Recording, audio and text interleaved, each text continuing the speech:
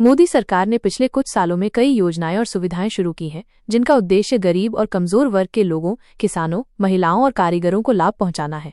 यहाँ कुछ प्रमुख योजनाओं का विवरण दिया गया है।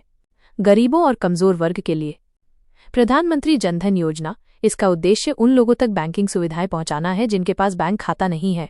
इस योजना में जमा राशि पर ब्याज, 1 लाख रुपए का दुर्घटना बीमा और 30,000 रुपए का जीवन बीमा जैसी सुविधाएं मिलती हैं। आयुष्मान भारत योजना। प्रधानमंत्री जन आरोग्य योजना। इस योजना के तहत आर्थिक रूप से कमजोर परिवारों को प्रति वर्ष 5 लाख रुपए तक का मुफ्त स्वास्थ्य बीमा कवर मिलता है। इसमें सरकारी और कई निजी अस्पतालों में कैशलेस इलाज की सुविधा है। प्रधानमंत्री आवास योजना। इसका उद्देश्य 2024 तक सभी को घर उपलब्ध कराना है। इस योजना के तहत सरकार पात्र परिवारों को घर बनाने के लिए वित्तीय सहायता प्रदान करती है। किसानों के लिए प्रधानमंत्री किसान सम्मान निधि योजना। इस योजना के तहत योग्य किसानों को प्रति वर्ष 6,000 रुपए की आर्थिक सहायता दी जाती है। यह राशि 3 बराबर किस्तों में सीधे किसानों के बैंक खातों में भेजी जाती है।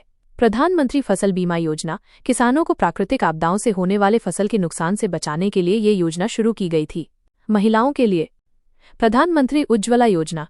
इस योजना का उद्देश्य गरीब परिवारों की महिलाओं को मुफ्त एलपीजी गैस कनेक्शन प्रदान करना है, ताकि उन्हें लकड़ी के चूल्हे से होने वाले धुएं से बचाया जा सके। इस योजना में लाभार्थियों को प्रति सिलेंडर 300 रुपए की सब्सिडी भी मिलती है। पीएम मातृ वंदना योजना। पहली बार गर्भवती होने वाली महिलाओं को इस योजना के तहत 5,000 रुपए की वित्तीय सहायता मिलती है। अगर दूसरी बार बेटी का जन्म होता है तो 6,000 रुपए दिए जाते हैं। कारीगरों और शिल्पकारों के लिए पीएम विश्वकर्मा योजना। यह योजना पारंपरिक कारीगरों और शिल्पकारों को आर्थिक मदद, कौशल प्रशिक्षण, आधुनिक उपकरण खरीदने के लिए प्रोत्साहन और कम ब्याज पर ऋण प्रदान करती है।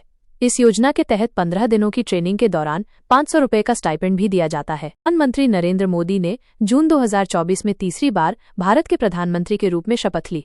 उनकी party Bharatiya Janata party BJP ने 2024 के आम चुनावों में जीत हासिल की। वर्तमान में कई राज्यों में आगामी विधानसभा चुनाव होने हैं। इनमें से कुछ प्रमुख चुनाव इस प्रकार हैं। दिल्ली विधानसभा चुनाव 2025। दिल्ली में फरवरी 2025 में विधानसभा चुनाव होने की उम्मीद है। चुनाव आयोग ने अभी तारीखों की घोषणा नहीं की है। बिहार विधानसभा चुनाव 2025। बिहार में नवंबर 2025 में चुनाव होने की संभावना है।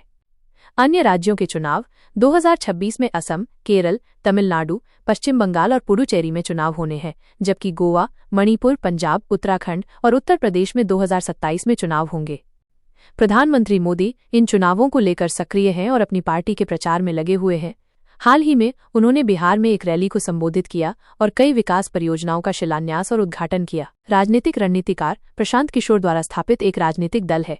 ये पार्टी आगामी बिहार चुनाव में एक प्रमुख दावेदार है, जो नवंबर में होने की उम्मीद है। जनसुराज और उसके हालिया चुनावी समाचारों के बारे में कुछ मुख्य बातें यहाँ दी गई हैं। सभी 243 सीटों पर चुनाव लड़ना। पार्टी ने बिहार चुनाव में सभी 243 विधानसभा सीटों पर अपने उम्मीदवार उतारने की घोषणा की है, जिससे ये जेडीयू बीजेपी गठबंधन और महागठबंधन के खिलाफ एक त्रिकोणीय मुकाबला बन गया है। उम्मीदवारों का चयन। जनसुराज ने अपने उम्मीदवारों की घोषणा चरणबद्ध तरीके से करने की योजना बनाई है। वे शुरुआत में 40 आरक्षित निर्वाचन क्षेत्रों के लिए उम्मीदवारों की घोषणा करेंगे। संगठनात्मक संरचना। पार्टी अपनी संगठनात्मक संरचना को मजबूत करने पर ध्यान केंद्रित कर रही है। वरिष्ठ अधिवक्ता बसंत चौधरी को घोषणा पत्र समिति का अध्यक्ष नियुक्त किया गया है। विचारधारा। पार्टी का दर्शन गांधीवादी सिद्धांतों से प्रेरित है, जिसमें बिहार को सशक्त बनाने और सुशासन को बढ़ावा देने पर ध्यान केंद्रित किया गया है। पिछले प्रदर्शन। नवंबर 2024 में बिहार उपचुनाव में अपने चुनावी पदार्पण में पार्टी ने 4 सीटों पर चुनाव लड़ा, लेकिन कोई भी सीट जीतने में विफल रही। नेतृत्व। प्रशांत किशोर पार्टी के संस्थापक हैं, उदय सिंह राष्ट्रीय अध्यक्ष हैं और मनोज भारती बिहार राज्य अध्यक्ष हैं। पवन वर्मा और यदुवंश गिरी राष्ट्रीय मुख्य प्रवक्ता हैं। वोट कटर की भूमिका। प्रशांत किशोर ने स्वीकार किया है कि उनकी पार्टी संभवतः एक वोट कटर के रूप में काम करेगी, जिससे सत्तारूढ़ गठबंधन और विपक्ष दोनों के वोट शेयरों पर असर पड़ेगा। उन्होंने कहा है कि जनसुराज या तो शानदार ढंग से अच्छा या बहुत खराब प्रदर्शन करेगा।